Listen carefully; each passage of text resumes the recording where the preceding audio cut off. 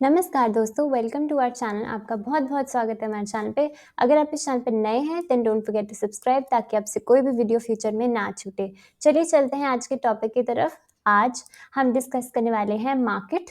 Specifically market नहीं, हम कुछ म्यूचुअल फंड्स डिस्कस करेंगे जहाँ पे हम मार्च के मंथ में एक लमसम करने के बारे में सोच सकते हैं। तो कौन से वो म्यूचुअल फंड्स हैं, बिफोर कमिंग टू दैट ज़रा सा हम मार्केट का सेंटिमेंट भी आज समझ लेते हैं। सो मार्केट मूड इंडेक्स जो है आज के दिन ग्रीड की तरफ पॉइंट आउट करा है। दैट मीन्स ये जो 1-2 दिन से मार्केट में तेजी चल रही है, इस वजह से आप देख सकते हैं मार्केट थोड़ा सा इस टाइम पे ग्रीडी हो चुका है। सो यहाँ पे थोड़ा सा सावधान रहने की ज़रूरत है क्योंकि मार्केट का जो ओवरऑल ट्रेंड है अभी भी रिवर्स नहीं हुआ है। अभी भी मार्केट करेक्शन फेज में ही चल रही है। ये छोटे-छोटे बाउंसेस आपको टाइम टू टाइम दिखते रहेंगे जब मार्केट ओवरसोल्ड होता है। सो मार्केट मूड इंडेक्स आपके सामने मैंने बता दिया। अब निफ्टी के चार्ट को एक बार देख लेते हैं। ये मैंने निफ्टी 50 का चार्ट आपके सामने खोला है। अब ये शॉर्ट टर्म का चार्ट नहीं है, बहुत ही लॉन्ग टर्म का चार्ट है।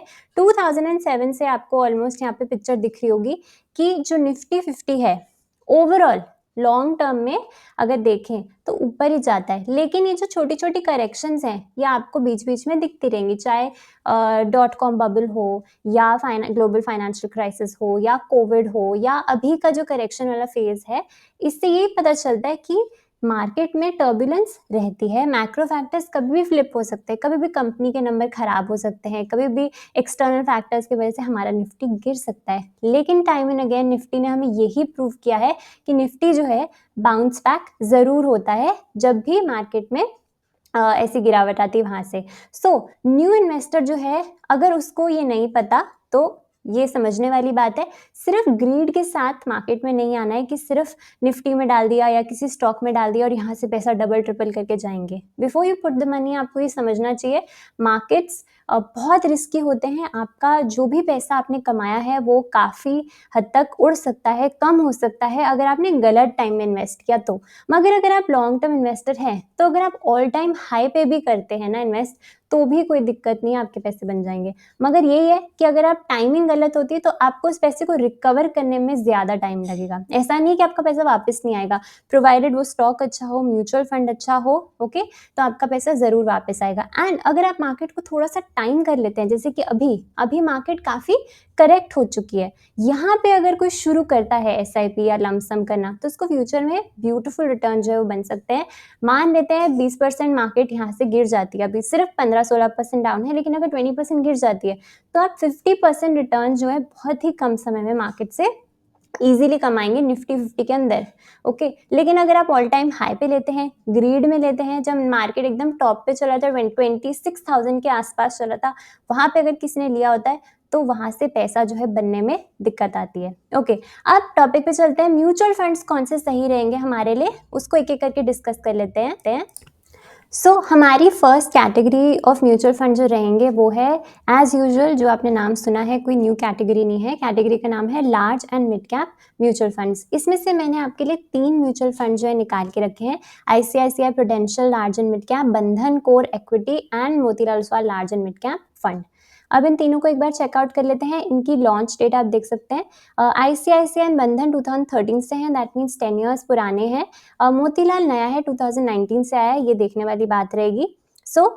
इसके बाद हम इनका AUM चेकआउट कर लेते हैं। सबसे बड़ा AUM ICICI का है क्योंकि सबसे पुराना है फंड, अच्छी AMC है, इसीलिए यहाँ पे AUM साइज अच्छा देखने मिल रहा है, बाकियों का थोड़ा छोटा है।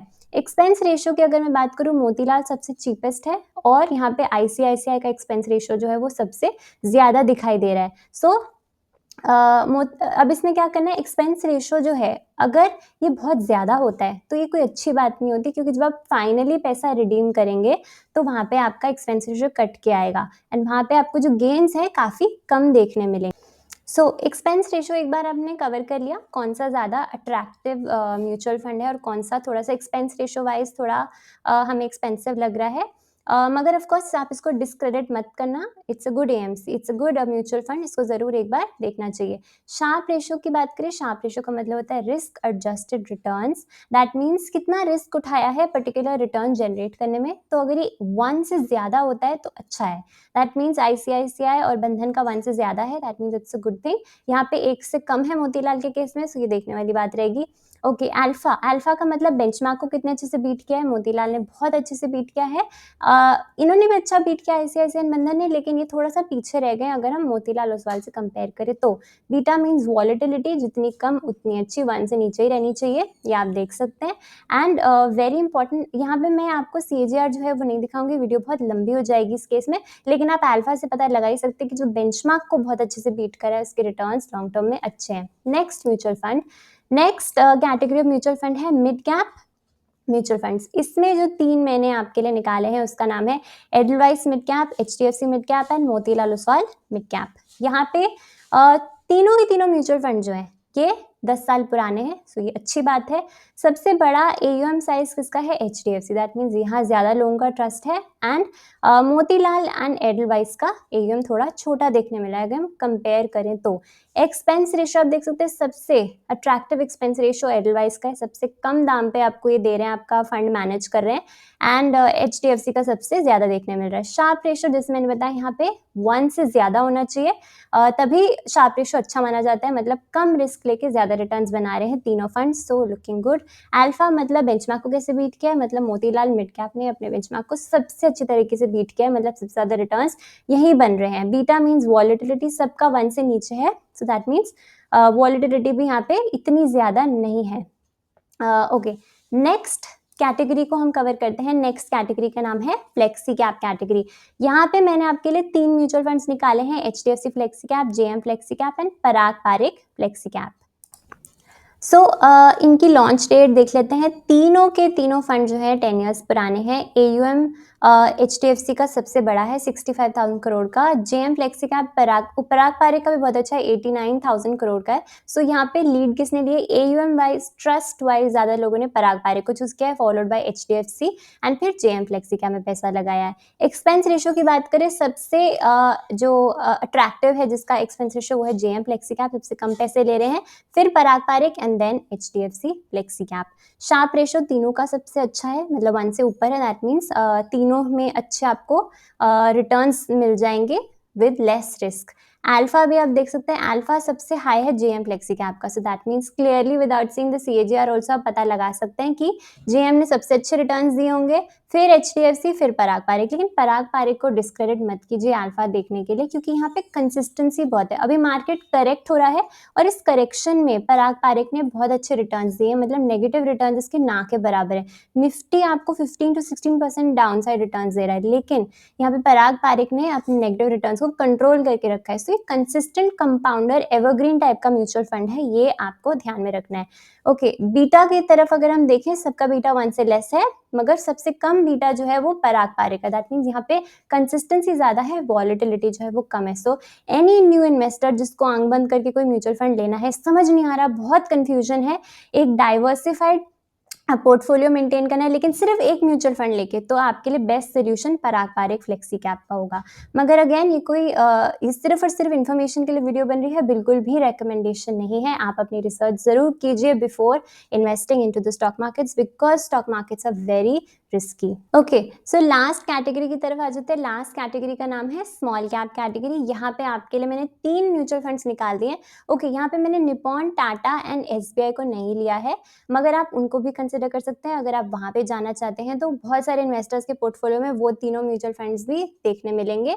मगर उनके अलावा अगर कोई म्यूचुअल फंड आपको स्मॉल कैप से चुनना है, तो वो अब आपके पास एक्सिस स्मॉल कैप, बंधन small cap and Motilal Oswal small cap की भी ऑप्शन अवेलेबल रहेंगे। ओके, अब लॉन्च डेट देख लेते हैं सबका। सो एक्सिस स्मॉल कैप बहुत पुराना है, 2013, that means more than 10 years हो गए हैं। वेर एज बंधन and Motilal small cap very new है, एंड मोतीलाल स्मॉल कैप तो बहुत ही ज़्यादा न्यू है, 2 साल भी नहीं हुए इस पर्टिकुलर म्यूचुअल फंड को। सो ये एक रिस्क फैक्टर रहता है कि कैसे परफॉर्म करेगा in the long run. And also small caps में बहुत म्यूचुअल फंड्स हैं, लेकिन बहुत इंपॉर्टेंट है कि कौन सा अच्छा स्मॉल कैप म्यूचुअल फंड रहेगा। सो वो आप सबको साइड बाय साइड कंपेयर कर लेना। मगर ये 3 बहुत अच्छे म्यूचुअल फंड्स हैं, आइए इनकी और इन्फॉर्मेशन जानते हैं। एयूएम की तरफ अगर हम देखें, सो सबसे बिगेस्ट एयूएम एक्सिस का है, क्योंकि अच्छी एएमसी है। बंधन and Motilal very new, so AMC इसका एयूएम बहुत बड़ा नहीं हो सकता, क्योंकि बहुत नए हैं इन द मार्केट। जैसे जैसे टाइम होगा इनका भी एयूएम बढ़ जाएगा। एक्सपेंस रेशियो की तरफ अगर मैं देखूं, तो expense ratio being a small cap इन सबका बहुत कम है। एंड यहाँ पे मोतीलाल ओसवाल का सबसे कम है 0.41। ओके, सो इसको आपको ध्यान में रखना। एक्सपेंस रेशियो कम हो तो इन्वेस्टर को मज़ा आ जाता है, क्योंकि जब रिडीम करने की बारी होगी तो उस टाइम आपको ज़्यादा खर्चा नहीं लगेगा। शार्प रेशियो की बात करें, रिस्क एडजस्टेड रिटर्न्स के बारे में बात करें, मोतीलाल ओसवाल की इन्फॉर्मेशन ही नहीं है। सो आई होप यू नो ये कितना रिस्की हो सकता है। यहाँ पे आपको इन्फॉर्मेशन ही नहीं मिली है, क्योंकि फंड को इतना ज़्यादा टाइम हुआ नहीं है। मगर यहाँ पे आपको दिख रहा है कि बंधन रिस्की है, 1 से नहीं, इट्स गुड, 1 से ज़्यादा तो अच्छी बात है।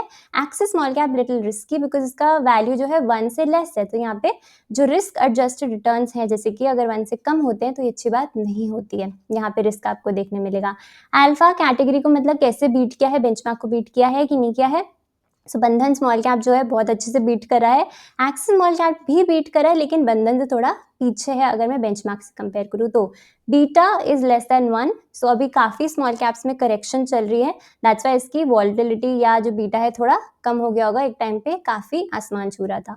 सो ये थी कुछ कैटेगरीज जो मैं आपको इस वीडियो में कवर करना चाहती थी कि कौन से म्यूचुअल फंड जो है लमसम के लिए अप्रोप्रिएट रह सकते हैं, स्पेशली न्यू इन्वेस्टर्स के लिए। लेकिन जस्ट डिस्क्लेमर, अगर आप लॉन्ग टर्म के लिए आए हैं, अपनी रिस्क एपेटाइट जानते हैं, सिर्फ वही पैसा लगा रहे हैं जिसकी ज़रूरत आपको अभी शॉर्ट टर्म में नहीं पड़ेगी, तभी आप निश्चिंत रहेंगे। और जो लोग बोल रहे हैं कि स्मॉल कैप अच्छे नहीं है, मिड कैप अच्छे नहीं है, सारा पैसा ना गोल्ड में डाल दो, रियल एस्टेट में डाल दो, मार्केट अच्छी नहीं है, आपके पास ज़्यादा ऑप्शंस नहीं है। ट्रस्ट मी, स्टॉक मार्केट के अलावा आपके पास और ज़्यादा ऑप्शंस नहीं है जहाँ पे आपको इंडेक्स से ज़्यादा रिटर्न्स मिले हैं, या इक्विटी मार्केट से ज़्यादा आपको कहीं और पैसे मिलेंगे इन द लॉन्ग टर्म। सो आना तो आपको यहीं पड़ेगा।